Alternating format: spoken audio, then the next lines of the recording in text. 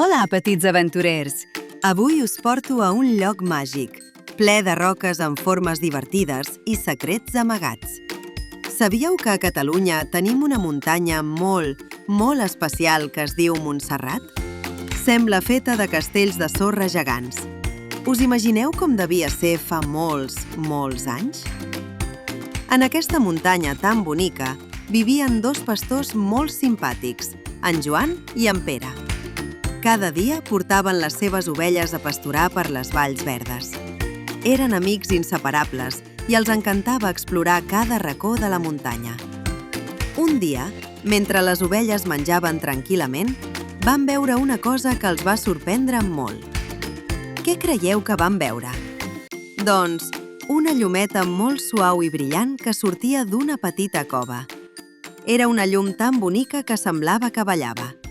Els nens, amb els ulls ben oberts de curiositat, es van acostar a veure què era.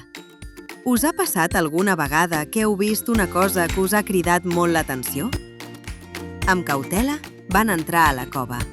I allà, oh sorpresa, van trobar una figureta de fusta preciosa. Era una Mare de Déu amb el seu fill Jesús a la falda, però tenia la pell de color fosc, com el xocolata.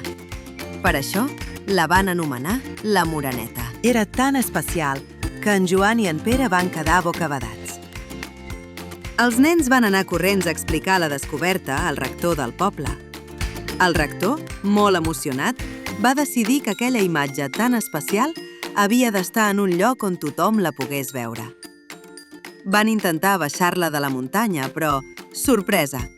La Moreneta es va fer tan pesada que no la van poder moure. Què devia significar això? Doncs que la Moreneta volia quedar-se a la seva muntanya. La gent va entendre que el seu lloc era allà, a Montserrat.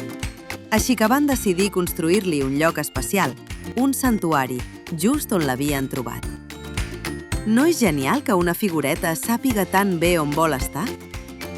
I així és com, a poc, amb molta feina i il·lusió, es va construir el magnífic monestir de Montserrat just al voltant de la cova. La Moreneta va tenir el seu propi castell de pedra, on la gent la podia visitar i admirar la seva bellesa. Fins i tot avui, milers de persones van a veure-la cada any. La Moreneta, amb la seva pell fosca i el seu somriure dolç, es va convertir en la patrona de Catalunya, un símbol d'esperança i amor per a tots. I tot gràcies a la curiositat de dos pastors i una llumeta brillant. Recordeu, a vegades les coses més petites porten les històries més grans i boniques.